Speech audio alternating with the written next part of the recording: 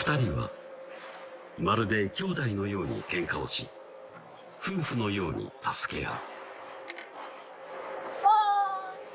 龍一君がジャパンジャージのでかいやつ後部座席にポンしたから忘れちゃった今日。って忘れ物の人のせいしない。今日そうだもん。これで風邪ひいたら龍一君のせいや。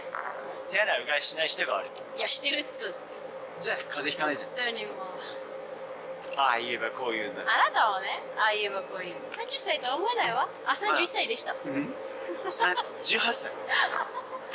年下だぞ。It wasn't the scores, the jump rotations, or even the weight of the gold medals that made them special. It was the sight of two world champions walking through the quiet streets of Oakville, Canada, holding iced lattes and seriously debating why baby corn is green. Somehow, imagining that moment makes your chest tighten in a way that words like greatness or dominance can never fully explain. There's something softer, warmer, and deeply human flowing between Riku Miura and Ryuichi Kihara, and that invisible connection may have been the real force that carried them to the top of the skating world. Today's story isn't about medals or scores. It's about the unbelievably ordinary daily life shared by Riku Miura and Ryuichi Kihara. Because beyond the flawless performances and record-breaking routines, there's something else living between them that audiences never fully see on the ice. And maybe that unseen bond is the true reason they became world champions. These are the same athletes who completed Japan's first-ever Grand Slam in pair figure skating. Yet before practice, they argue over who forgot the giant Team Japan jacket in the car. A 31-year-old man desperately corrects someone after being called 38. In a Canadian supermarket, they end up laughing over accidentally buying baby corn because they couldn't find okra. On their days off, they casually walk to a cafe together, sipping drinks while quietly enjoying the final days of summer. This is what an ordinary day looks like for the greatest pair skaters Japan has ever produced. The cameras first began following them in May 2023, shortly after they became world champions. Their home base was Oakville, a peaceful town about 30 minutes outside Toronto with a population of around 220,000 people. Both lived in nearby apartments, and every morning Kihara drove them to practice. 5 days a week, their routine started at 8 a.m. while the calm Canadian summer passed quietly outside the windows. Later, that footage would become part of the documentary Jounetsu Teruku, aired in March 2024. But what made the documentary unforgettable wasn't only the beauty of their skating. It was the accidental moments the cameras captured between practices, moments so normal, so human, that they revealed who these two really were. From the very beginning, Riku and Ryuichi shattered expectations. Most people imagine world champion skaters carrying an untouchable aura, almost godlike in their presence. Instead, what appeared on camera looked more like two siblings who had spent years together and no longer bothered hiding anything from each other. One morning, Riku showed up to practice without her outer jacket.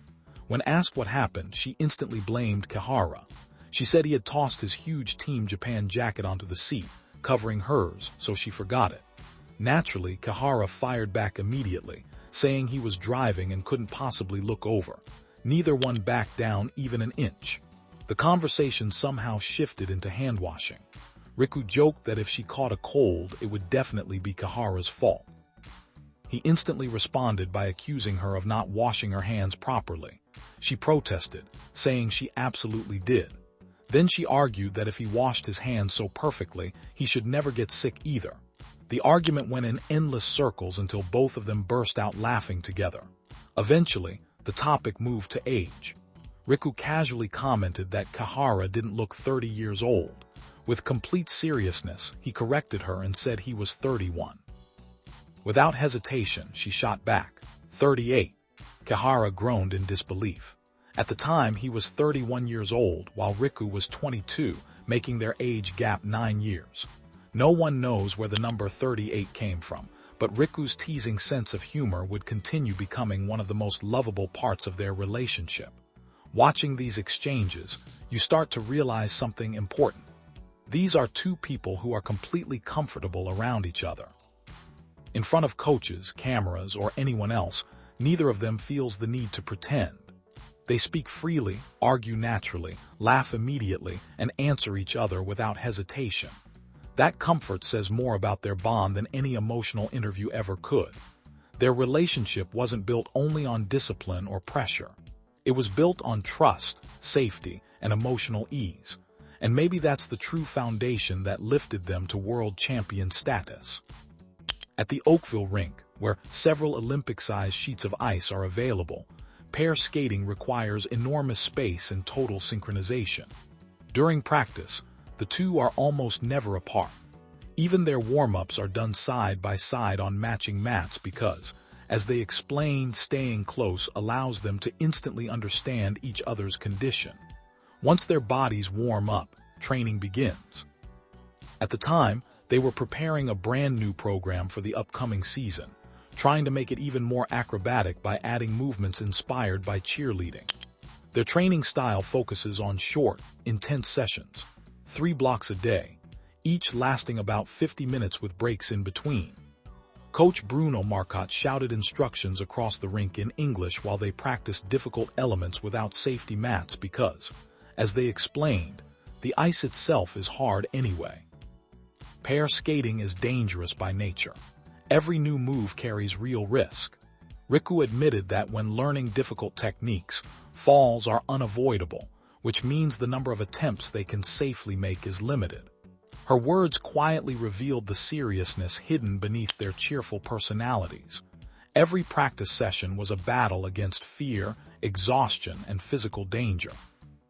Marcotte, a former Canadian pair skater who has coached many elite teams, spoke openly about what made Riku and Ryuichi extraordinary. He said he recognized their massive potential early on, but even he never imagined they would become world champions so quickly. In his words, extraordinary was the only way to describe it. But then he explained something even more important. According to Marcotte, the key element in pair skating is the relationship between the two athletes.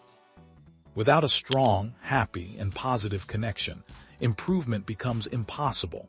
Even from a coach's perspective, the bond between Riku and Ryuichi was clearly special. Their skating wasn't powered by technique alone. The atmosphere between them had become part of the performance itself. One of the most iconic elements in pair skating is the twist lift. Kihara throws Riku high into the air while she rotates before landing perfectly back into his hands. To perform that move flawlessly, both skaters must think and move as one. Riku explained that this balance between difficulty and unity is exactly what makes pair skating both beautiful and terrifying. The new version they were developing demanded even more height and complexity. Coaches repeatedly corrected tiny details of rotation speed, arm position, timing, while the pair slowly refined the element step by step. Up until then, their skating style had been known for elegant simplicity and refined fundamentals. But after becoming world champions, they refused to stay comfortable. They wanted more expression, more risk, and more creativity. Kihara admitted that becoming number one only increased their sense of danger. He said they knew they would never stay on top if they continued doing the same things, which is why they felt such a strong desire to challenge themselves with something entirely new. That mindset revealed the seriousness hidden beneath their relaxed personalities. Then there's one of the funniest truths about Riku Miura. According to Kihara, if she travels alone, she will absolutely get on the wrong train. He says this with total confidence. He joked that leaving her by herself would become a disaster because she always boards trains going in the wrong direction. Riku simply tilts her head and responds, "I wonder why." Even she doesn't seem to understand how it keeps happening. But behind the joke is a much deeper story. Riku dedicated herself fully to pair skating at just 14 years old, and by 17 she had already moved alone to Oakville, Canada. To improve her skating, she also trained in gymnastics and karate, which later contributed to her incredible body control and strength. Imagine being a teenage girl who barely spoke English, living alone in a foreign town with almost no familiar faces, spending nearly every day focused entirely on skating. Instead of exploring the city, most of her life revolved around the rink. In that context, not being comfortable with trains suddenly makes perfect sense. Kihara's background was completely different. Before switching to pairs, he competed as a single skater and gained years of experience traveling internationally by himself. He learned how to navigate airports, hotels, and competitions independently, naturally. Over time, he became the guide between the two of them. Every morning he drove them to practice, and 5 days a week they spent those car rides talking about training, food, and random, everyday nonsense while driving through the streets of Oakville. Yet Kihara never viewed himself as some kind of guardian. In fact, their playful arguments continued even there. Riku insisted that mentally she was far more mature than Kihara. He immediately denied it and claimed he was the one constantly adjusting to her. Riku fired back, saying she was the one covering for his weaknesses all the time. Only the two of them truly know which side is right. But one thing is undeniable. Together, they reached heights neither could have achieved alone. When asked how their partnership first clicked, Kihara described something almost impossible to explain. The moment they first skated together, their stride lengths naturally matched without conscious effort. He said it felt like she always arrived exactly where he wanted to go, without either of them needing to say anything. Their feet moved at the same timing, their speed synchronized naturally, and the feeling was unlike anything he had experienced with previous partners. Looking back, he called it destiny. And maybe he was right, because what they discovered wasn't just technical chemistry. It was two people whose rhythms matched physically, emotionally, and mentally. Day after day, practice after practice, that connection grew stronger inside the ordinary routines of Oakville, until eventually it transformed into something historic. The #1 pair skating team in the world. There's something strangely beautiful about the relationship between Riku Miura and Ryuichi Kihara. They aren't siblings. They aren't family. And yet, there's a closeness between them that feels deeper than simple friendship. Even with a 9-year age gap, they somehow meet perfectly in the middle. Riku once joked that she expected Kihara to act more mature because he was older, but instead she realized they were basically the same mentally. Kihara immediately argued back, insisting he was far more mature and constantly adjusting to her. That playful exchange alone reveals everything about their partnership. Riku calls him Ryuichi-kun. He calls her Rikichan. No formal language, no strict hierarchy, no senior-junior distance. They speak like equals, like two people who completely trust each other.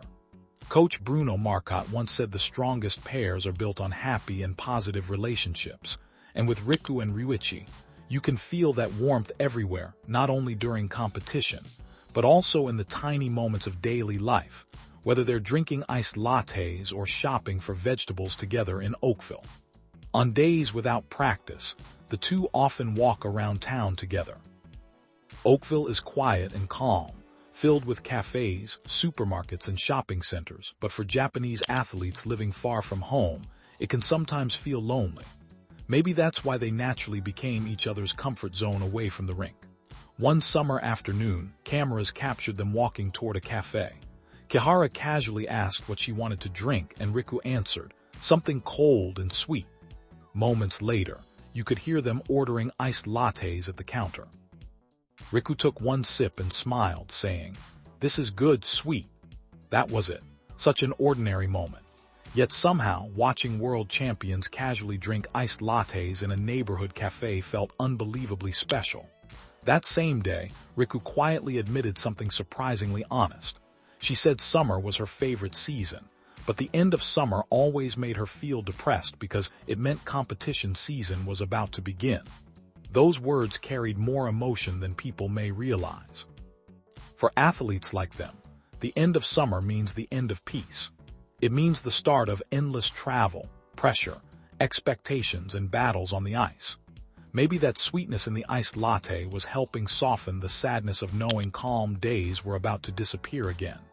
Hearing the #1 pair skater in the world openly admit she feels gloomy before the season starts revealed a level of honesty and sensitivity that made her feel even more human. Then, out of nowhere, the conversation shifted to Mario Kart. Kihara laughed and said he absolutely never wanted to sit beside her while playing. Riku proudly replied that she had actually gotten much better at the game. Fans already knew the two enjoyed gaming together, but hearing them casually argue about Mario Kart while walking home from a cafe added another layer to their relationship. These weren't untouchable champions acting perfect every second of the day. These were two friends teasing each other over racing games during a summer walk. In other interviews, they've mentioned playing games like Momotaro Dentetsu before competitions to relax and escape the pressure of elite sports for a while. Games became a space where they could stop being world champions and simply become teammates again. Even Kihara complaining that he didn't want to sit next to her during Mario Kart somehow sounded affectionate. That playful energy is part of what makes Riku so lovable to fans around the world. Of course, behind those carefree moments lies the reality of elite pair skating. Weight management is incredibly important in the sport because lifts depend heavily on balance and physical control. Riku has approached nutrition with incredible discipline and scientific precision. She explained that after changing her diet for about a year, she gained confidence that certain foods genuinely helped her maintain the right condition. She emphasized how important it was not to lose too much weight or gain too much either. Every day, she prepared carefully balanced homemade lunches filled mostly with vegetables and lean protein to keep her body stable and healthy. Even during the period when Kihara was recovering from injury, they continued eating lunch together whenever possible. That consistency became part of their routine, part of the emotional structure supporting them through difficult times. And somewhere inside those healthy meals came one unexpectedly funny little incident. One day, Riku couldn't find okra at the supermarket. Since Oakville is Japan, not every ingredient is easy to find. So instead, she happily bought baby corn as a substitute. Excitedly, she started talking about it, shortening the name into a cute nickname. Then Kihara suddenly interrupted and asked, "Wait, baby corn is green." Riku paused to think before answering with complete seriousness that maybe the vegetables around it had somehow stained it green. The conversation itself meant absolutely nothing, but somehow it meant everything. Because even after becoming world champions, these two were still wandering through ordinary supermarkets looking for vegetables and laughing about baby corn. No dramatic celebrity lifestyle, no glamorous performance. Just two people quietly living everyday life together. And maybe that's what makes them feel so special. The more you watch them, the more you realize their greatness isn't only measured in medals or scores. It's hidden in ordinary routines, in healthy lunches, in Mario Kart arguments, in iced lattes and grocery shopping. The fact that baby corn sits on the dinner table of the world's best pair skating team somehow makes them feel even more real. But pair skating is also one of the most dangerous sports imaginable. Every lift carries enormous risk. If a mistake happens in midair, serious injuries can occur instantly. That's why they even practice jumps on hard surfaces without mats, to recreate the same physical feeling as the ice itself. It's brutal but necessary. And within that dangerous reality, Riku revealed one sentence from Kihara that stayed deeply in her heart. He often told her, "When I'm lifting you, I'll never let you fall. And even if something happens, I'll become the cushion." Those words weren't poetic exaggerations. They were literal. On the ice, if a partner falls, the other skater sometimes throws their own body into the impact to reduce injury. That level of trust goes far beyond sports. Riku explained that hearing those words carried enormous emotional weight for her because Kihara constantly supported her with warmth and reassurance. She admitted that every time she heard him speak like that, she felt grateful they became partners. And Kihara felt the same about her. When his back injuries became severe, Riku never allowed the atmosphere to become dark or hopeless. Instead of collapsing emotionally, she stayed positive beside him and continued practicing with energy and optimism. Kihara admitted that her attitude constantly lifted his spirits and became a major source of motivation during recovery. Even while struggling physically, he felt guilty for causing trouble for her. Yet she never stopped supporting him with a smile. Then came one of the hardest chapters of their career. In the summer of 2023, shortly after becoming world champions, Kihara started feeling pain in his lower back.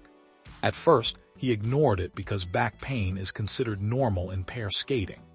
Determined to improve even further, the team planned an incredibly ambitious season that included upgrading all 4 lifts in both programs. Looking back later, Kihara admitted the plan may have been reckless. Becoming world champions made them feel they needed to grow even more, and that pressure pushed him too far. The repeated lift training placed enormous stress on his body. Eventually, an MRI revealed a clear fracture in his lower spine. The diagnosis was lumbar spondylolysis, a stress fracture caused by years of physical strain. At its worst, even walking became difficult. He was forced to withdraw from the Grand Prix Series and the Japanese national championships. Yet despite the pain, Kihara admitted he still considered competing anyway because his pride as a champion made it difficult to step away. Riku understood exactly how much he was suffering, but she also knew injured athletes become consumed by frustration and fear. Instead of pressuring him, she stayed beside him calmly. And maybe that moment revealed the true strength of their partnership more than any gold medal ever could. Because championships can prove talent, but difficult seasons reveal trust. And through injury, fear, and uncertainty, Riku Miura and Ryuichi Kihara never stopped carrying each other forward together. But 2 years before the Olympics, Riku told him something important. She reminded Kihara that if they truly wanted to compete at their best in the future, then he needed to fully heal now. Those words carried real weight because Riku herself had experienced injuries during the previous season. She wasn't speaking from theory. She was speaking from pain and experience. And so, supported by his partner, the reigning world champion quietly began the long road of rehabilitation. Coach Bruno Marcotte also gave them advice during that difficult period. He told Riku that continuing to work hard in front of Kihara would become motivation for him, and that both of them needed to grow stronger together. Hearing that, Riku made a decision that said everything about who she was as a partner. She chose to attend Kihara's rehabilitation sessions alongside him. Every morning began the same way. Kihara drove them to the rink in Toronto while he waited for medical clearance to return to the ice. Until then, he could only stand at rinkside and watch Riku continue practicing alone. They still shared homemade healthy lunches together, and later in the day they drove more than an hour through Toronto traffic to reach the hospital where Kihara completed rehabilitation for his injured back, while Riku worked on strength training to prevent future dislocations. The routine didn't stop there. They also attended a specialized medical facility at 6 o'clock every morning, a center used by Canada's top athletes and professional ballet dancers. Under the guidance of physical therapists, Kihara focused not only on healing the injury, but on rebuilding his body in a way that would prevent the problem from returning. But what made the situation remarkable was the fact that Riku joined those training sessions too. Officially, she said it was a good opportunity to strengthen her own body as well, but in reality, it was also an act of kindness. She quietly created an atmosphere where rehabilitation no longer felt like Kihara's lonely struggle. Instead, it became something they were rebuilding together as a team. Kihara later admitted how much that support meant to him. He said being together during rehab prevented him from feeling isolated or wondering if he was the only one suffering. Instead, seeing Riku work hard beside him made him want to push himself even more. He even laughed while recalling how he watched her struggling through difficult exercises and jokingly thought, "They can push her even harder than that." Riku smiled while remembering the same period. She admitted that compared to the previous year, when she had quietly handled rehabilitation alone, simply having someone beside her changed everything emotionally. Being together made her feel stronger and more determined to recover properly. But then she jokingly added one request. She wanted Kihara to stop grinning at her during rehab sessions. That tiny comment somehow makes the entire story feel even more touching. Even in the middle of pain, exhaustion, and uncertainty, they still found ways to laugh together. And maybe that laughter is what allowed them to survive the hardest months of their career. For a long time, they couldn't hold hands on the ice the way they used to. Yet emotionally, they never drifted apart. their connection remained completely intact. And finally, the day came when Kihara was allowed to skate again. At first, the medical team only permitted him to perform 3 single rotation jumps per day. Just 3 simple jumps. But to Riku and Ryuichi, those 3 jumps felt enormous. The two immediately started reminding each other not to overdo it because it was only the first day back. Then Kihara jokingly looked at the jump and said it felt good enough to become a triple. Riku instantly laughed and called him positive. Somehow the conversation escalated into random jokes about flying pigs, and both of them burst into laughter again. Watching world champions celebrate 3 tiny single jumps with that much happiness was deeply emotional. These were skaters capable of the most difficult techniques on Earth, yet they found genuine joy in the smallest step forward. And maybe that purity is the true heart of Riku. No matter how high they climbed, they never lost the ability to appreciate tiny moments of progress. That mindset may be one of the biggest reasons they stayed at the top for so long. During this period, Kihara shared something incredibly revealing about their partnership. He explained that neither of them was some overwhelming genius dragging the other forward. Instead, they were simply 2 people building something together step by step. He said their team only works when both of them exist as one unit. That statement may explain why they managed to stay together and reach the summit without ever dissolving their partnership. They moved in the same direction at the same pace for 5 straight years. Even through injuries and long absences from competition, they never lost the feeling that they were building everything together. And perhaps that feeling, more than medals, scores, or titles, was the greatest treasure their team ever possessed. Roughly 4 months later, they finally returned to competition. Their comeback event ended with a second-place finish. The effects of lost training time were impossible to ignore, but the pair accepted the result calmly and professionally. Instead of becoming discouraged, they poured even more energy into training. Then, before the World Championships, they made a major decision. They chose to abandon the brand-new program they had been developing and return to an older version that felt more natural and familiar. Kihara admitted that making that choice wasn't easy. Part of him worried it might look like they were running away from the challenge of creating something new. He explained that he had long discussions with the coaches before finally deciding that returning to their strengths was the best option. That decision required real courage. In a sport obsessed with constant innovation, the reigning world champions chose instead to trust the qualities that originally made them great. That wasn't weakness. It was maturity. Because they had missed so much of the season, both skaters carried one clear goal into the World Championships. They wanted to perform like themselves again. After months of injury, rehabilitation, fear, and frustration, they simply wanted to skate freely. And when the competition finally arrived, Riku and Ryuichi stepped onto the ice with calm, confident smiles. The crowd welcomed them with an ovation that rivaled the local skaters. In the short program, they delivered a performance that earned a new personal best score. For a moment, it felt like the entire rink had become one beautiful movement shared between 2 people. But even after such a powerful performance, a tiny mistake from Riku kept them just short of victory, and the pair ultimately finished with the silver medal. Yet somehow, watching them stand there together after everything they had survived, the result almost felt secondary. Because the real victory wasn't only the medal.